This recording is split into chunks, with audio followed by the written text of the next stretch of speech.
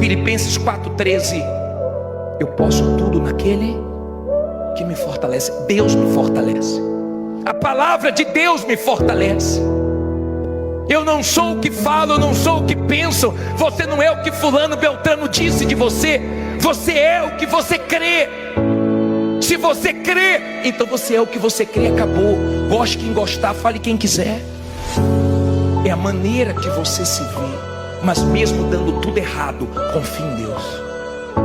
Mesmo dando tudo errado, mesmo saindo do teu controle, mesmo acontecendo o contrário do que você esperava, continue confiando em Deus, mas confia mesmo. Quando a sua fé está na palavra de Deus, na promessa de Deus, cedo ou tarde, o que Ele prometeu acontece.